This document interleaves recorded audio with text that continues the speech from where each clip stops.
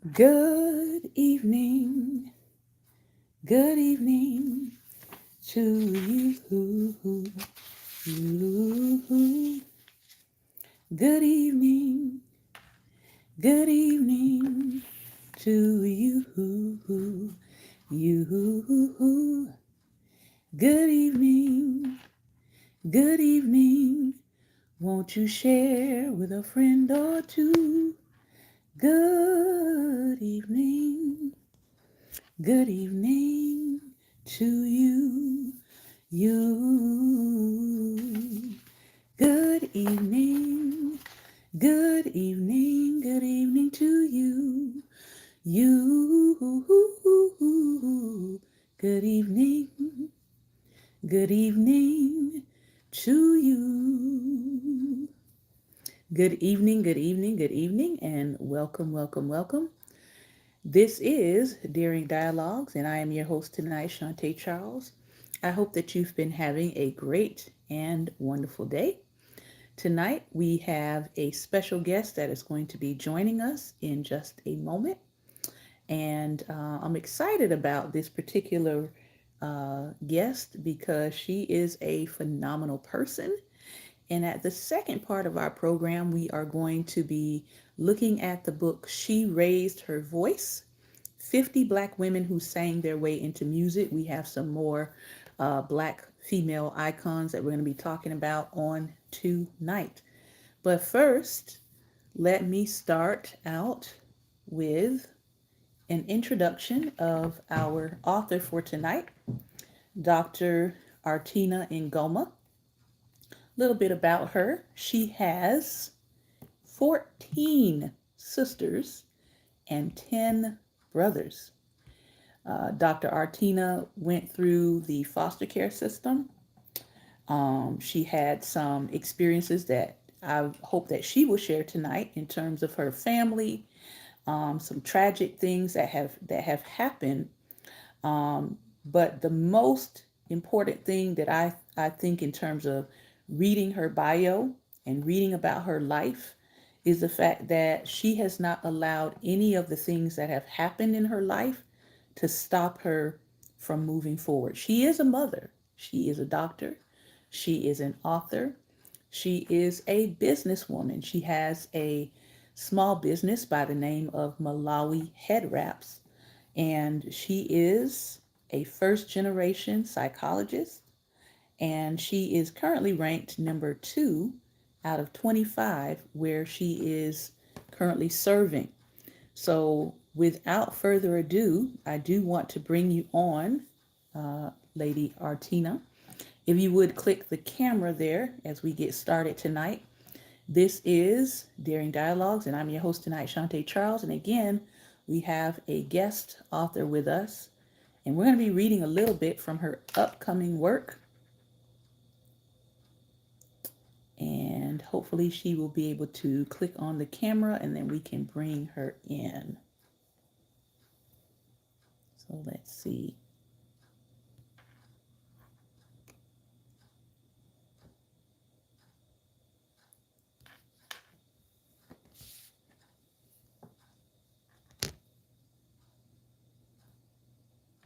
Is it allowing you to add yourself? Because I can't invite you for some reason, so.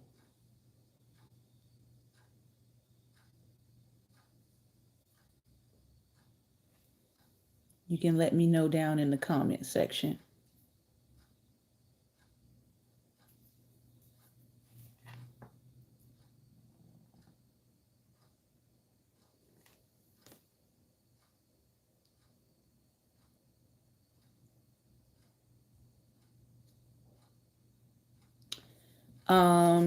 Is it allowing you to join?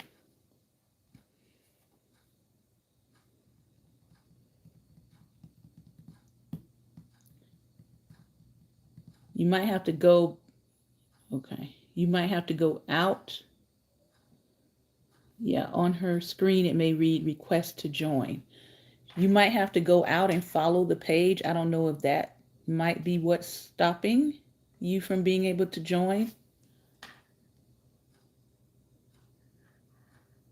but I know I can't invite you. So let's see if we can get it going again. There we go. All right.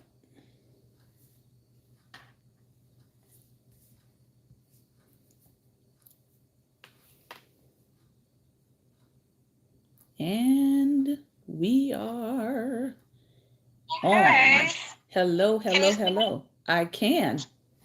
Okay. I have to switch to my lap. It doesn't let me do it on my laptop. Okay.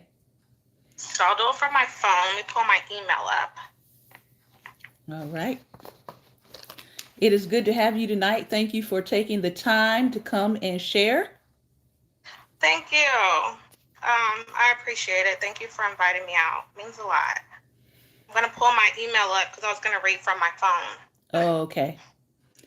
Not a problem.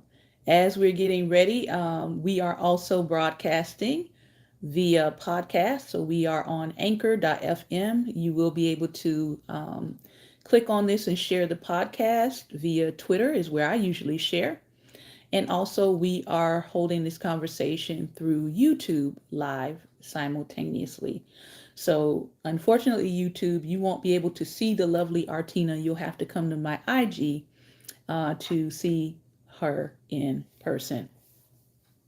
Yay. Let me log on to my email. Let's see.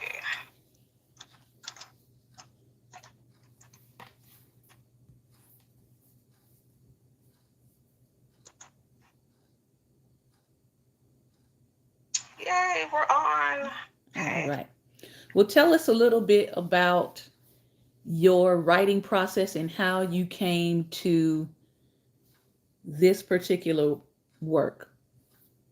Okay, so my writing process was I've always been a person who journals. Mm-hmm. That was always my outlet for myself. I haven't always been comfortable speaking, but I can always go to my journal and like pour my heart out Mm-hmm. and whatever it is I need to get out, like that was my escape.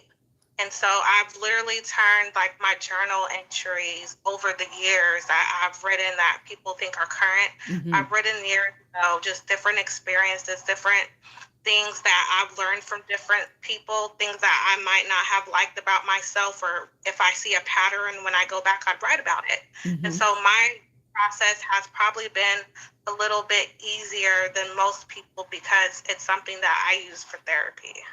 Awesome. Awesome. That's one of the things that I tell people as both a publisher and an editor, that journaling is one of the major ways and keys in terms of, especially if you're thinking about taking your journal and turning it into a literary work, or also if you're thinking about writing something in terms of a memoir, that having Right. that record and having that history of yourself and of your thoughts really does actually help with the writing process as a whole. So I applaud you and commend you, because sometimes, as you said, we can start seeing patterns about ourselves, but it's when we actually sit down and we start writing those things out and we start sitting with ourselves, right? And we start doing the work of introspection and inner healing, that we can start to process and begin transformation, and in turn have a record of that. Because from what I'm reading, because I know you share parts online all the time, your Right. work is really helping people to begin that process for themselves. Right. The conversations that are having that you're having online through your own writing, to me, is transformational in and of itself. And the fact that your writing style is very relatable, and the experiences, sometimes we can feel as if we're the only ones going through it or the only ones thinking it, and then when you put it out there, it's like, wow, yeah, I've done this, or I've experienced this, or I've gone through this, or I've seen this in myself. And so I really applaud you in terms of being as transparent as you are, and opening up yourself in a way that allows people to feel like I am not alone, that there is somebody out there that can relate to me and understand what I'm going through. So tell us a little bit about this excerpt tonight as we get into it. So a little bit about tonight, what I was writing about, I was thinking like, okay, what can I share? Something new, something different. And I think what I normally see online and I hear from women and just different people that I've seen over the years is I keep hearing this phrase that all men are the same. Or I Mm. can't find man. And I'm like, if all men are the same, then that means that all women have to be the same as well. It can't Mm. just be one side is the blame. Like there has to be some type of accountability that you're taking for yourself, for you to acknowledge that is it all men are the same or am I the same? Like what's going on because we're the common denominator and whoever we're dating. Mm-hmm. So if running into the same person, the same thing, then it's time for you to question yourself. What is it about me that I'm putting out there? What is it about me that I'm tolerating? And those are things that people don't like to look at. It's easier for me to point my finger at you and say, fix you. Mm-hmm. But what about? So that is what the excerpt is about tonight. All right, you ready to start reading? Yes. All Okay, right. perfect. So it says not all men are trash. Just maybe we are the same.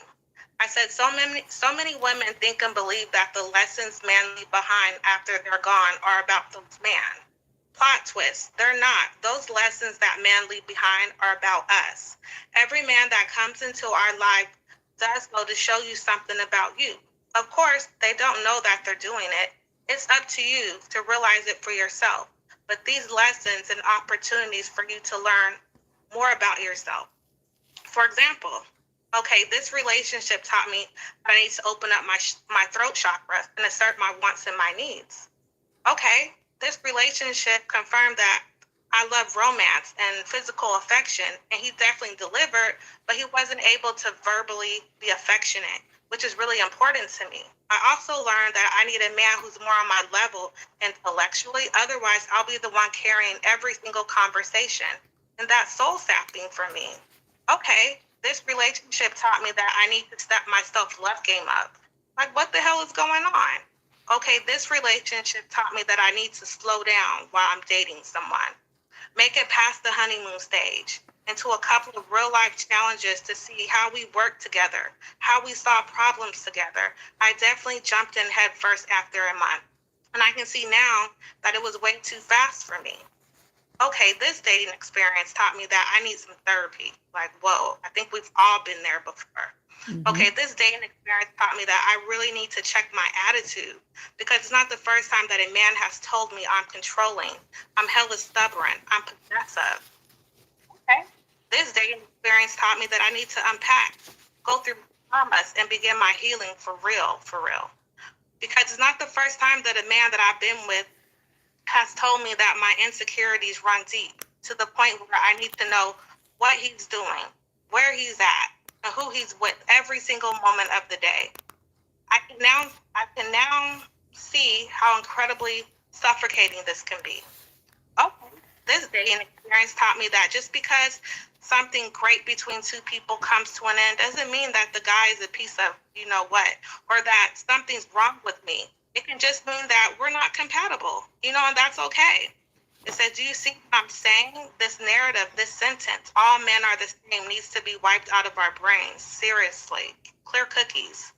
If you're always having the same experience with every man that you date and get into a relationship with, at some point you have to get honest with yourself and realize it's not the man that are the same. You're still the same. Your views, your thought process, your habits, your conversation you have with yourself, or maybe you don't talk to yourself, that could be an issue. The conversations you have with your friend about man, your energy, your attitude, your environment, the content you consume.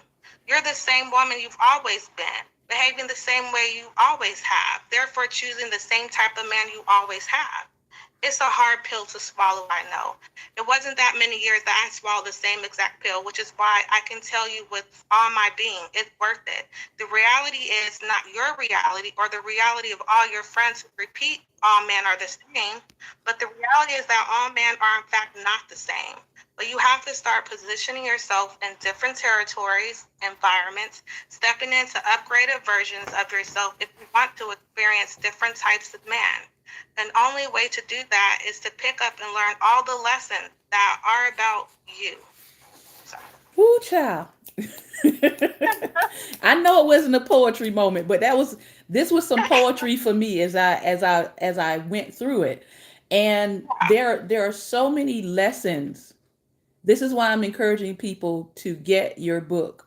Make sure you drop in the comment section where we can pick up your book. But there are so many lessons just packed into this one entry. yeah, um I thought about when you said those lessons that men leave behind are about us, and the question I asked is, what are you learning about you? right. What energizes you? What drains you? Do you know Mm-hmm, that about yourself? right. um I will never forget an older young lady that I was talking to one time about relationships. She said, you begin to receive the love that you emanate. Absolutely. You receive the love that you emanate. And that stuck with me because if we don't have self love, as you said here about this relationship taught me I need to step my self love game up.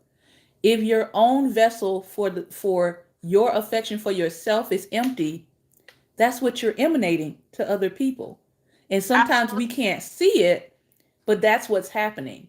They've picked up on the fact that you don't have love for yourself, you don't have respect for yourself.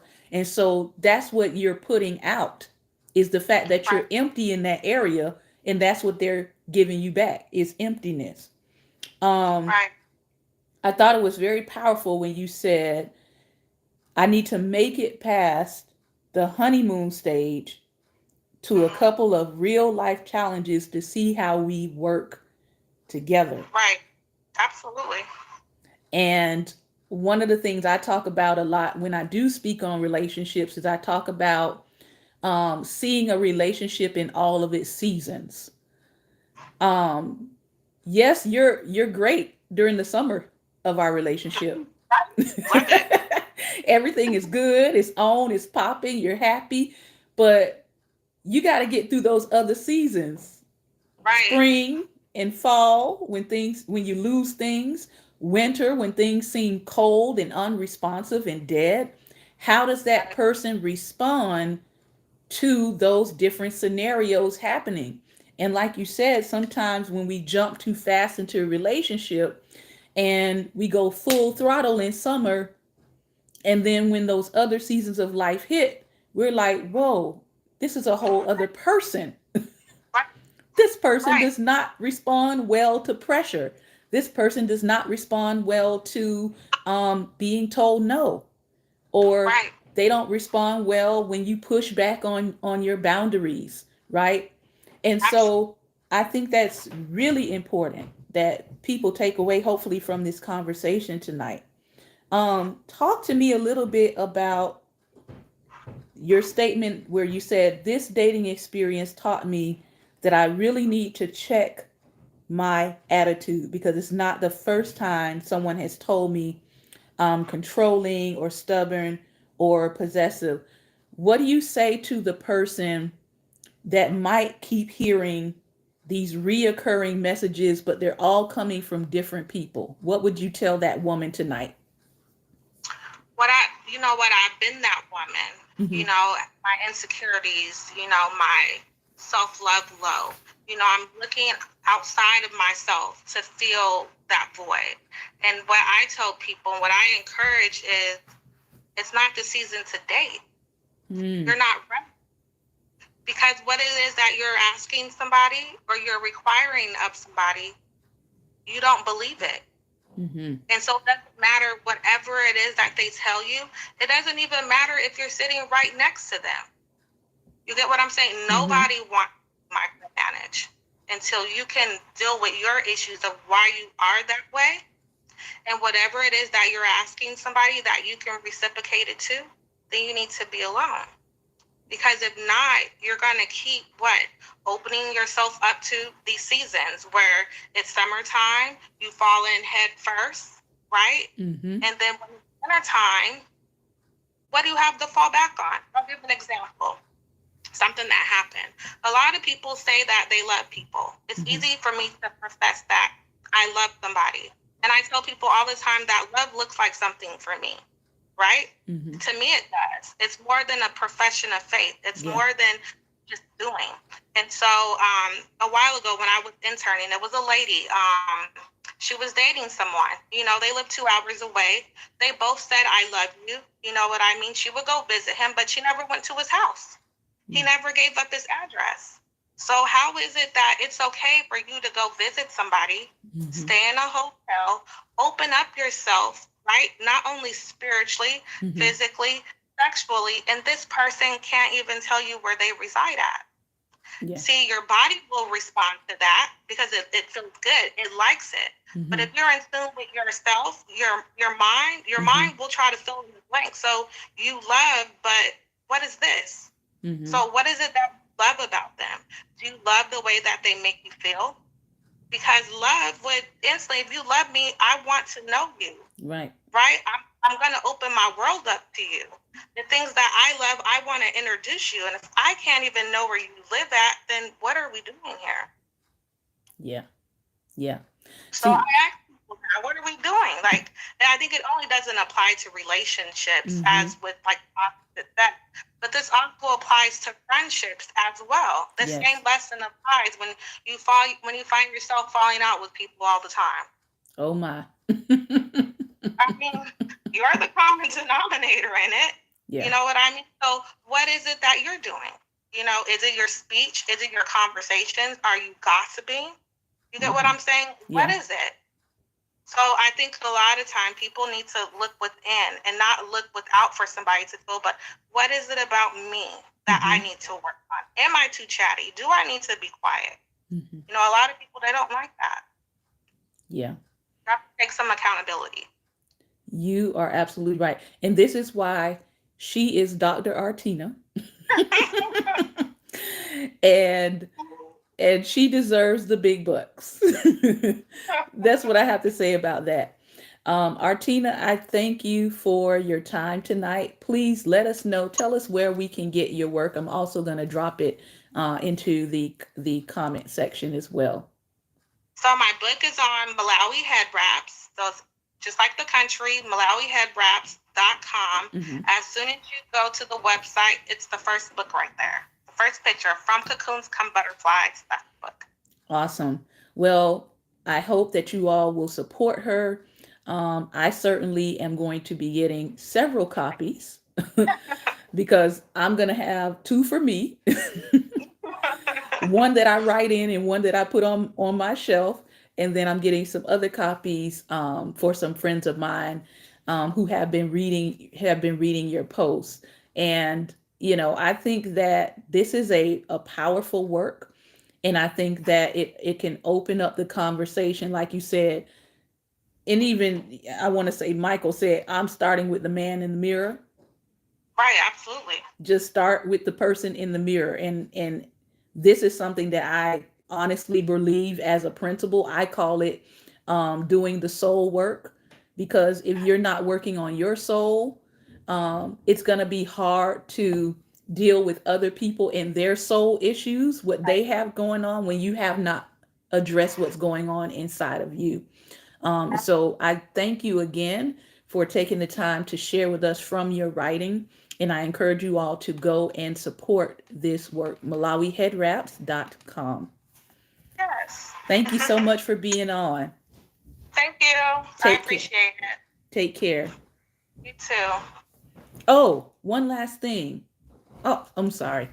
One last thing. If you visit MalawiHeadWraps.com, Artina does have a fashion show that's coming up. She's got lots of amazing things. I'm going to bring her back on real quick. So hopefully she can tell us a little bit about that. As I said, she is a woman of many talents, many gifts, and many Okay. skills. Tell us a little bit about the fashion show you have coming. So I had my first fashion show. I wasn't gonna do it, but I was like, okay, you know what? Let me go ahead and do it. I already have all the stuff, so why not? I'm having my first fashion show. I'm gonna have it on my birthday, September 16th. It'll be in Norfolk. Awesome. Um, it's pretty much experience Malawi. And for me, I want to showcase my culture. I want to showcase Black women in a way that we haven't before. I want to celebrate the art. You know, I want to have some of my sisters, some of my cousins, some of my family come out and perform. And so I just want to highlight Black women in a way that we haven't before. And so that's Awesome. my goal. That's my plan. Awesome. Well, I look forward to hearing more updates on that. And again, stay tuned for what she's doing through MalawiHeadWraps.com. Thank you again, Lady Arttina. Thank you. I appreciate you. I appreciate you too. Take care. All right. Fantastic. And I know that time is moving on. So we're going to move into the second part of our uh, readings on tonight. And then, if you would like to come in and comment about either the writer that we've had, our guest author, and the work that she shared tonight, or you want to comment about these iconic voices that we're getting ready to talk about, you can hit the camera and I will bring you on. So, tonight we are looking at the legendary Leontyne Price, and you might as well say legendary Queen Latifah. We're going to start out with Leontyne Price, born February 10th, 1927. Her genre is classical music. She is known as the prima donna of the century. She had this to say: the ultimate of being successful is the luxury of giving yourself the time to do what you want to do. Leontyne Price began playing piano at the age of 5 in her hometown of Laurel, Mississippi. It wasn't until she was 14 years old, however, that she discovered the majestic world of the opera. She was taken to see famed African American opera vocalist Marian Anderson sing on a school trip, and her life was never the same. After seeing Marian's performance, Leontyne knew it was her path in life to sing classical and contemporary opera. Leontyne did well in college, and with financial help from a white family whom her aunt worked for, the Chisholms, she was able to afford to go to the renowned Juilliard School, where she studied the finer points of opera singing. It soon became clear to others that Leontyne had an incredible talent, particularly when she sang the part of Mistress Ford in Verdi's Falstaff while at Juilliard. Soon after, she found herself singing on Broadway as Bess in George Gershwin's Porgy and Bess. She toured America and Europe with the show, launching her career as an international singer.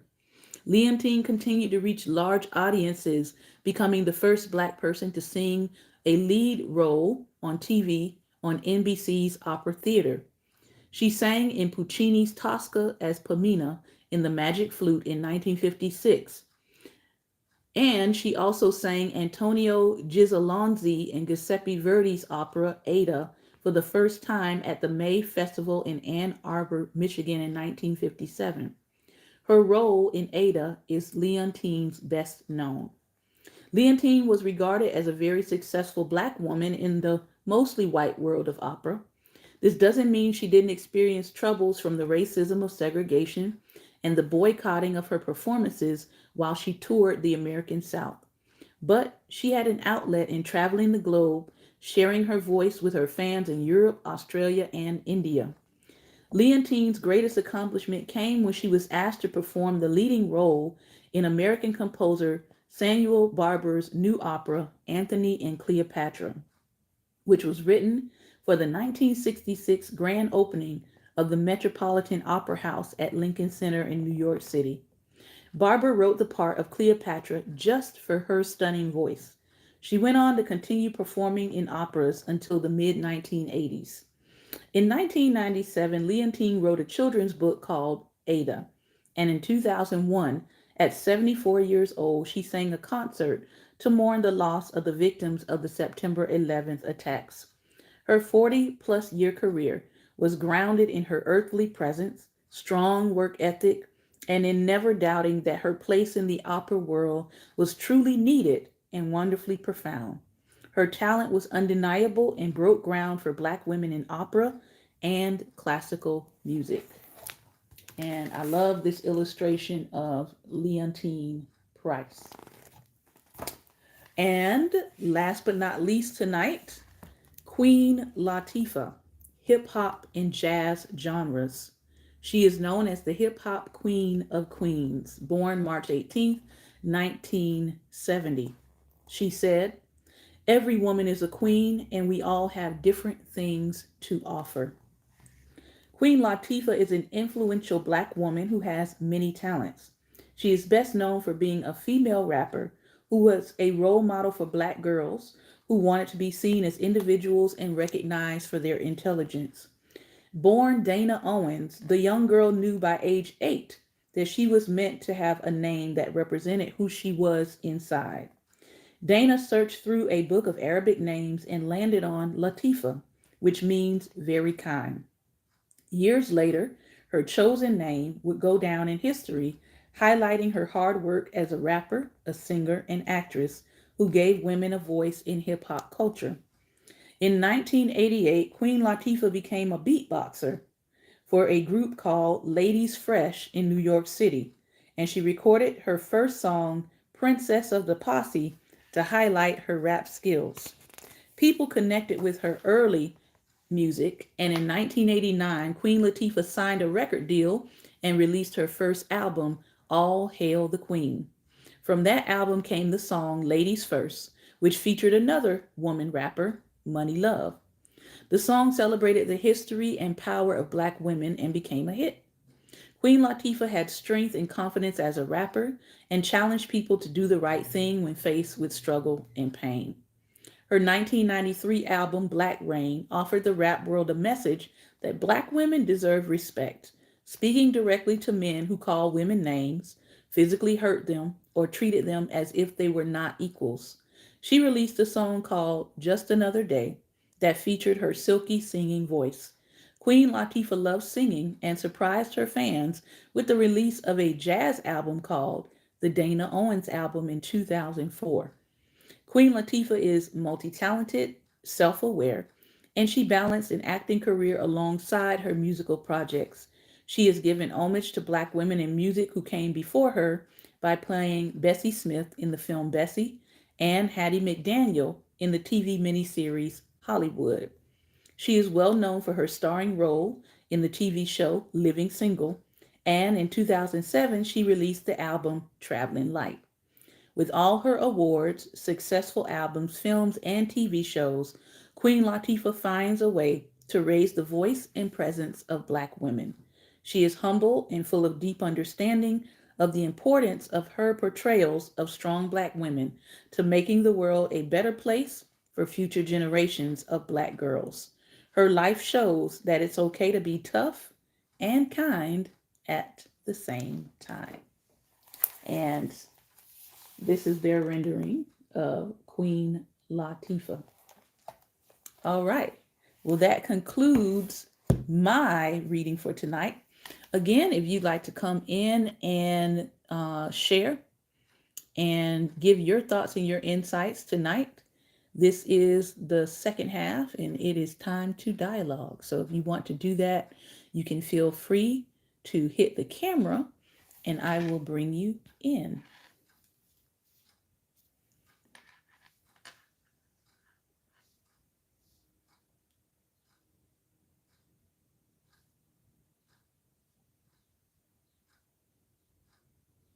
Here we go.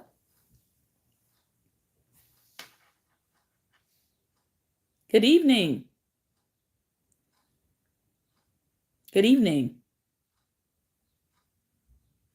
That was off the chain.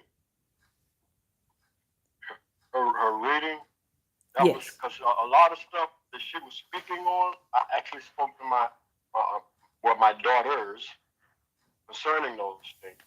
Okay. So, and I speak to many young women that's going through some stuff, and they want to say, well, men this and men that, and I'm like, did you ever look at yourself?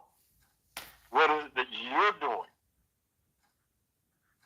Take an honest look at the things that you're doing, and when you see if you see where you're falling short at, address that. And then move on. And I tell them to use each relationship, each failed relationship, as a chance for improvement to prepare you for the ultimate relationship. Mm. Yeah. Don't look at us, oh, he did this to me, he did that. Move on. Yeah, it hurts. Don't let it hurt you forever. Mm-hmm. Learn from it and move on.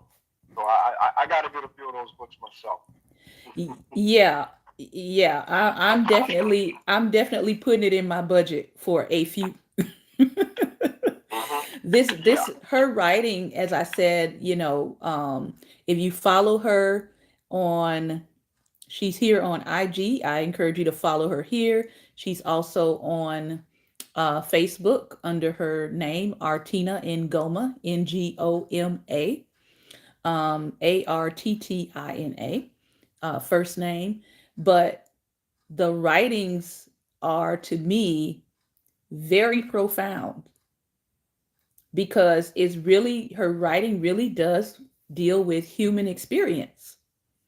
Mm-hmm. And so, I'm really big on principles, because I feel like I can tell you my life experience, but I want to do it in a way that extracts principles that will help you regardless of who you are. And I feel like, awesome. Thank you, Lady Artina, for putting that in there. And I feel like her writing is really like that it really helps people to kind of extract principles. Yes, she is sharing her personal experience, but she's giving you those principles to take away.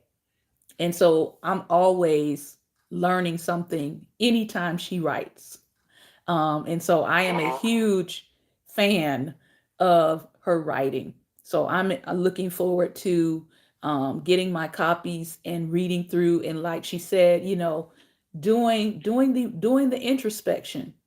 I think a lot of I think I don't want to say 99%, but really probably 99% of our relational things that we struggle with can be traced back to us. That's sometimes the way I feel about it. So when I am having issues in my relationships, and like she said, it's not just romantic that this journal is going to cover, but it's going to cover various topics.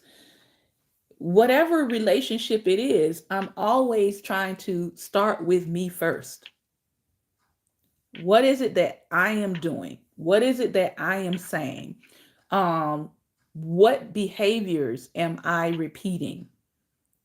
What recurring messages am I hearing from people who either do know me really well, or some people who just met me yesterday? If everybody's coming up with the same message, Mm-hmm. as she said, the common denominator is you. You. It may not even be how long they've known you. The common denominator is Mm-hmm. you. And so Mm-hmm. I think that is very important, that we have to start with us. We have to start Mm-hmm. with us. And, another thing I like to say is own your stuff. Yeah. Own your stuff. Own what is That's your it. part.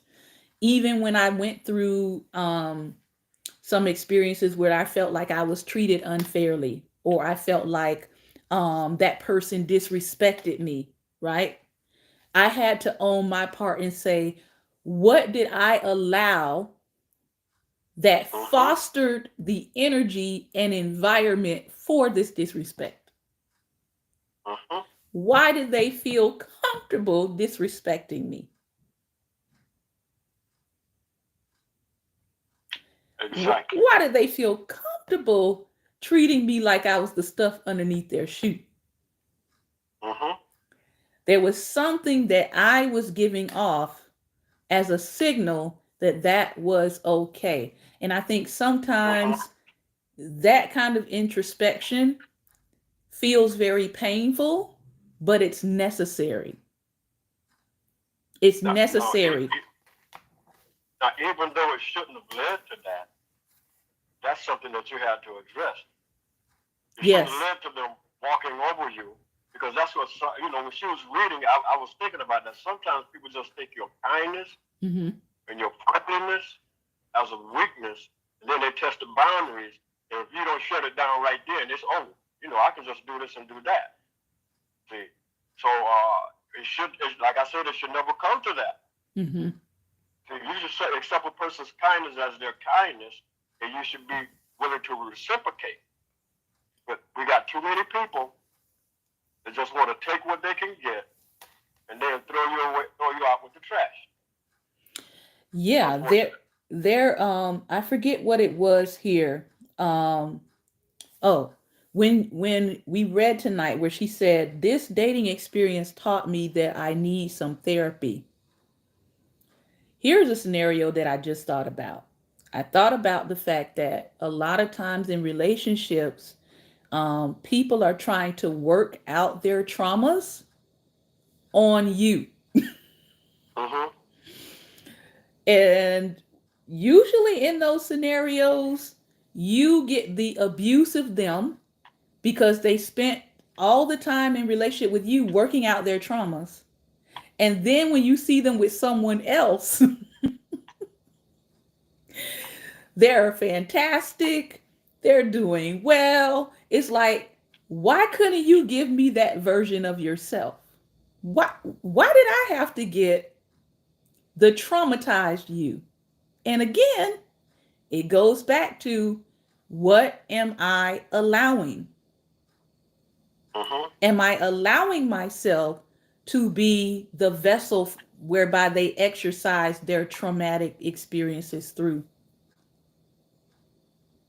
Am I allowing that? Am I saying it's okay to use me as a punching bag, either verbally, emotionally, physically, all of that? Lady Arttina, if you want to come back in, let us know. We'll bring you right back in.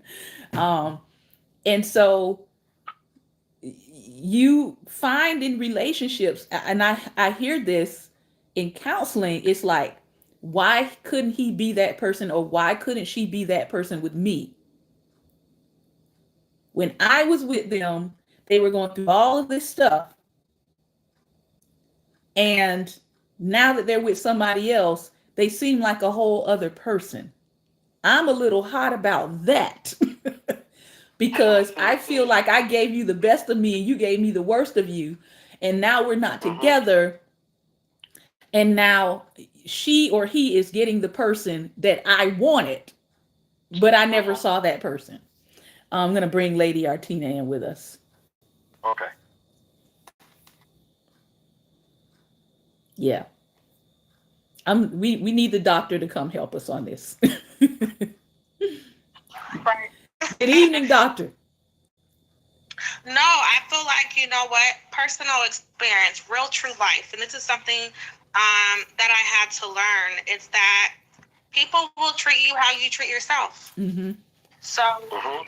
you don't have any boundaries. Why should they respect your boundaries? If someone is doing something and you don't speak up, and if you do speak up, and Mm-hmm. if you give an ultimatum where it's like, hey, if you continue to do this, I can't be with you anymore. And once you give that ultimatum, and if you don't walk out that ultimatum, then you're teaching them that your words don't mean nothing. All Mm-hmm. she's gonna do is throw a temper tantrum, but she ain't going nowhere. So when Mm. you say something to somebody, or when you're addressing what someone is doing to you, you have to be prepared to walk. Nobody can do anything to you that you don't allow them. And I used to sit there and think on my relationships Mm. of, like, when I look at my ex, I'm like, he's over there doing everything that, because what I required of him, she might not require. Mm. And that has nothing to do with you. Yeah. Or also, what you require of him, he might not have to give, but she's not requiring it of him. But that's why I tell people, like, when you're healing and you're trying to move on, you don't keep up with people you're trying to heal with. I don't even go look. But that's something Mm-hmm. that I think people have to look at, is if this is what I required of him and he didn't make the cut, or it didn't work out and we're not compatible, Mm-hmm. that's it. But if you're compromising and you're staying and you're not addressing stuff, and you're letting him or her get over and over and over, then the only person you can blame is yourself for your situation, because you don't have to be here. You can leave at any time that you want. Nobody's holding you hostage. Yeah. Uh-huh.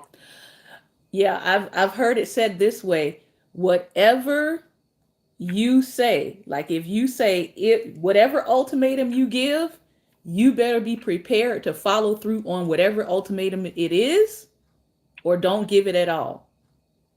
Right. I think Because that's the every issue. So because many words, yep. So many words that people say. That's the next thing, is that words have power, right?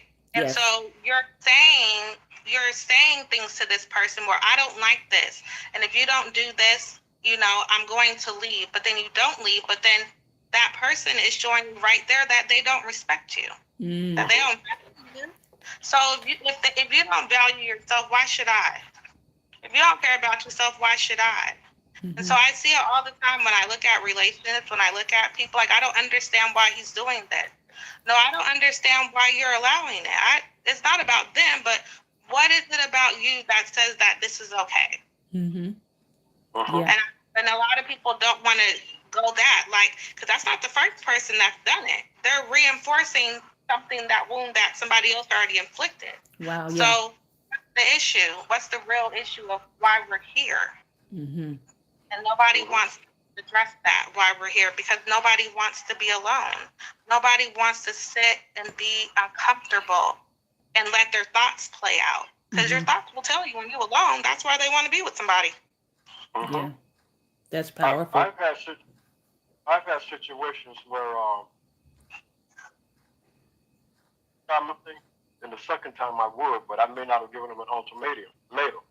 Now it got to a point to where, and this happened more than once, got to the point where I said, well, okay, if this happens again, we've talked about it. If it happens again, I'm gone.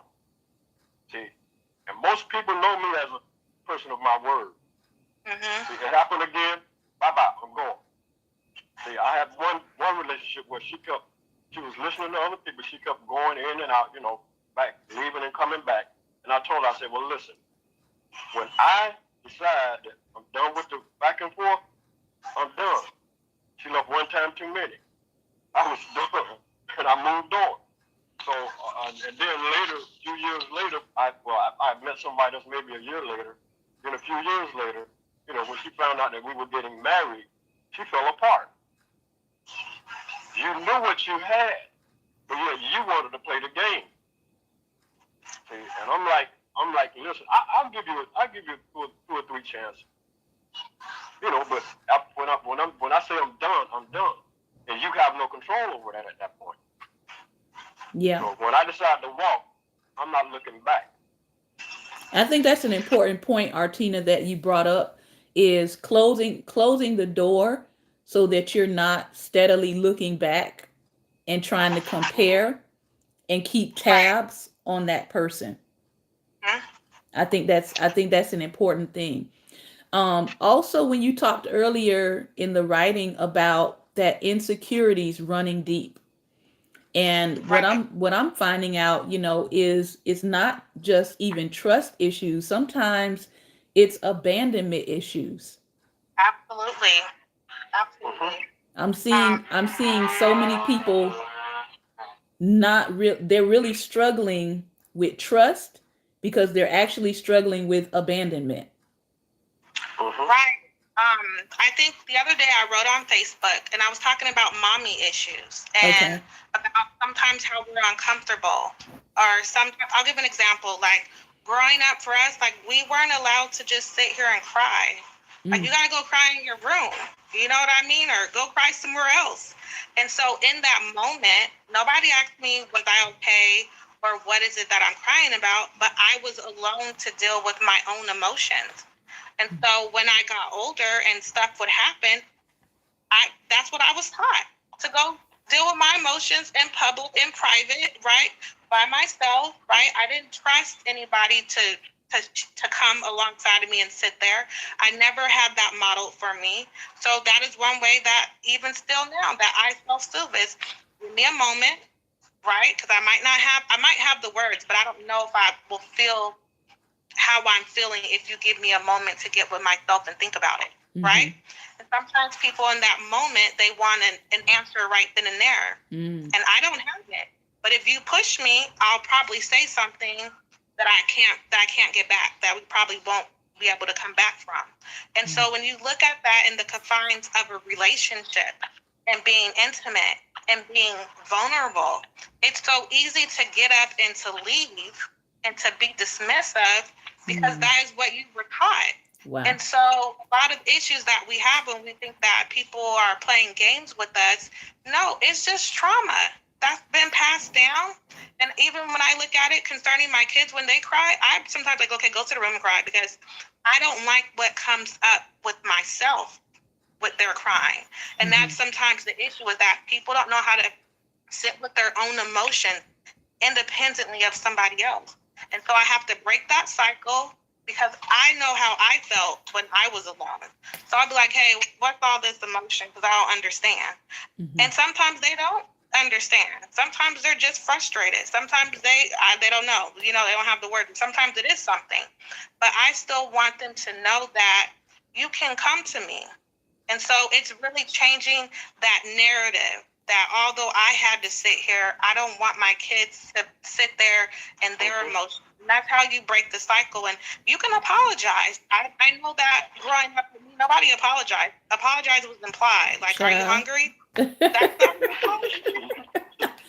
Ooh, child. I think the African diaspora can commiserate with that. Most of us don't. Most of us didn't get an apology for nothing. You said something very powerful there. You said sometimes people leave and they're dismissive because that is how they've been taught to respond. And on the other side of that, if you're in a relationship with somebody and that's their trauma response, and it triggers it triggers abandonment for you, right? That's a whole mess, because that means that means both of you are off in your trauma response. And you're triggering each other, meaning the person that has an anxious attachment style, they want answers right now. They want to fix. How can I help you? What's going on? Please talk to me. The person that has a dismissive attachment is like, leave me alone. This is too much. It's so much emotion. It's really like my nervous system. I can't take it. And so that person with the anxious one that wants answers, they feel abandoned. And that person that's dismissive, although they want to be very present and talk, they don't have that emotional capability at that moment. And if they do, it's probably sometimes when they're dismissive, is they're protecting that explosive, what comes out. And so let me get with myself, let me nurse my wounds, let me talk to my inner child. You know what I mean? And then let me get back to you. But sometimes it's the constant, are you okay? Why aren't you talking to me? Makes them shut down even more. I'm like, you know what? I don't even want this relationship. And they might do, but it's a lot of, God has to call you to that, because I'm not called to it. But listen, I think the three of us were raised the same way, and like Tina, I didn't transfer that to my children. I was always open. What do you want to talk about? What's on your mind? What's bothering? How was your day? And I never told them no without explaining myself. Right. Why I said no. See, many parents know, and their child may ask why, because I said so. That doesn't help them at all. Right. I wrote about that too. Explaining yourself helps them. Explaining yourself helps them, because that gives them some type of an understanding. And that sticks with them. And they begin to trust you. But not only that, the age, that's more experience that they're gaining from being able to talk and communicate and understand that, okay, this is the way I need to treat my child when I have it. Right. And, something that's very powerful about that, Pastor Ben, I think about a couple of questions that I feel like, especially within our culture, it's almost like taboo to even say it, right? Right. What? I don't know what it is about that word that triggers people in our culture. I have seen full out arguments and debates online about how it's disrespectful for a child to say what. I'm like, are you kidding me? Where are y'all getting this from? And Right. then and then the other question is why? How dare you ask me, the adult, for a reason for the things that I do? You have, Right. and I really don't understand that reasoning. I really don't.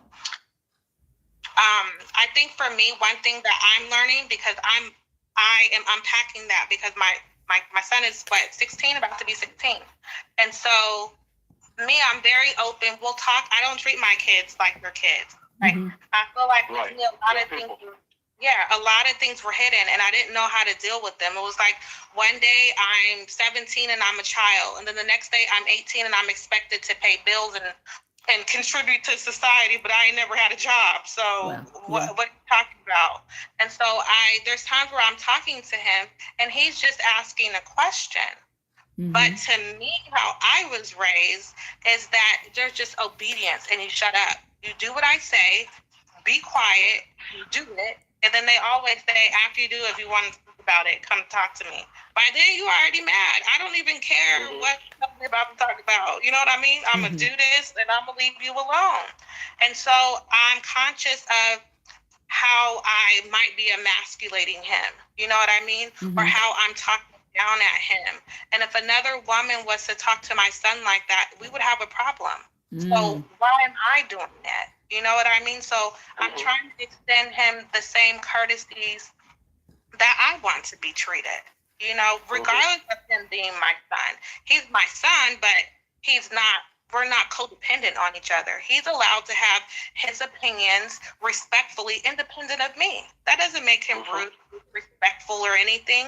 That makes him mature enough that I feel like I'm doing a good job where he can tell me, Mom, I don't like that. Yeah. And that's fine. You're allowed to not like stuff. You don't have to like everything that I like. But I think that just goes, when I look at my family and they see me talking to my kids, they be like, "Oh Lord, I can't do it. I don't see how you do it." And I'm like, well, you don't even know what your kid is doing behind your back, because they're doing it. At least mine tell me, and we can talk about it. Yeah. And they trust me enough. Yeah. I think it comes back to you said a couple of powerful things there, and I know we have to go. I know our time is coming to a close, but you're modeling for him. In another doctor friend of mine brought this up. She said you're modeling when you are a mother with your son. You're modeling to him what's gonna be okay in his relationships with other women. Right. So if you're talking down to him, we often kind of highlight this with girls, but it's like, no, your son deserves not to be abused by women. Right. Absolutely. And then, the other piece you said was that whole format of what we've been taught. We've been programmed so much to just obey, be quiet, get it done, that in her profession, her line of work, she's trying to get students to open up. She's trying to get students to, because she's in the collegiate level, she's trying to get students to write what's happening or what they feel. And she said there's so much blockage there because they've been raised in a way that says you don't have an opinion, Right. you don't have a thought about this, you just get it done. And so they Yeah, have to I'm be thankful those out of my household and too. so they have to be prompted to get started. She's like, none of them are self-starters. And she said it literally goes back to the ones that she's taught with her students. It goes back to that kind of rearing in the household, that you don't do anything, you don't move hand, you don't move foot, you don't do anything unless I tell you to do it. You don't have an opinion in this, you're the child, stay in the child's place. All of that really does handicap or disadvantage when it comes to that moving into that adulthood and starting to understand I've got to be a self-starter. That's a part of adulthood. Nobody is going to Right. hold your hand or stand behind you and push you to do it or be in your ear saying you can do it. It might be nice to have that, but the reality is as adults, we have to be self-starters. Right. I look at that too. Like sometimes there's so much resentment there, not being prepared for the world, Mm-hmm. not preparing me, telling me that I'm a child and I look like I joined the military and I'm looking at people that are just doing like I didn't even know how to wash clothes. I had a guy teach me how to wash clothes. I'm using fabric softener. You know what I mean? Just Mm-hmm. simple tasks that I feel like you could have taught me to go into the store, how to swipe my card, and how to enter a pin. You required me to do everything else, Mm-hmm. but what was required outside of the home that I needed, that I lacked? And it was like other people had to teach me, and it wasn't always the right way. So of course I learned things the hard way, Mm-hmm. that I felt like if you just would have took the time out and no judgment and Yeah. just told me like, hey, I did that, but it went, I did this and it didn't work out. You know what I mean? And I'm fine with you telling me it didn't work out because I don't want to learn that lesson. I'm not one of those people where it didn't work out and I want to go see for myself. I don't do that. Yeah, I like to say other people's experiences is a great teacher. Right. Well, I thank you guys for this conversation. Thank you for coming back in, Lady Arttina. Pastor Ben, do you have some final thoughts as we come to a close? Yay. Since we're talking about children, I know people say that you're not your child's friend. True, you're the parent, but that doesn't mean that you can't be friendly with them. Right. Be friendly with them because number one, you essentially are their best friend. Well, you're going to grow to hopefully have a friend relationship with them because when you're no longer in, that custodial role, where will your relationship go from there? Well, they might not like you then. So Mm, it might not be nothing. wow. Final thoughts, Lady Dr. Artina. I think for me, the biggest thing is that I've learned through this whole conversation is really looking at how you were treated and Mm-hmm. not making any excuses for them because we're responsible for our healing. So although it has happened to me, I'm responsible for getting entangled.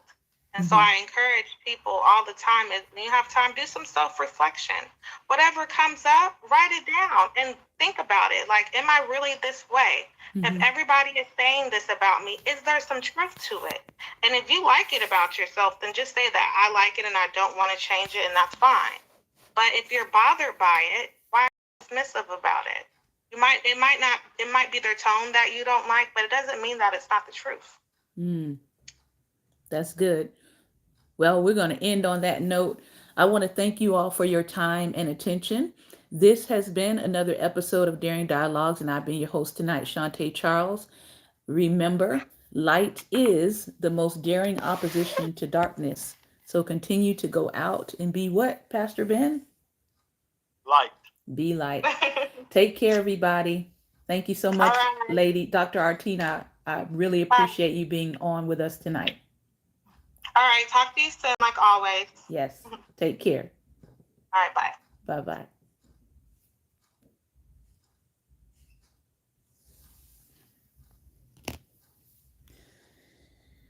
All right. So I'm going to go to share.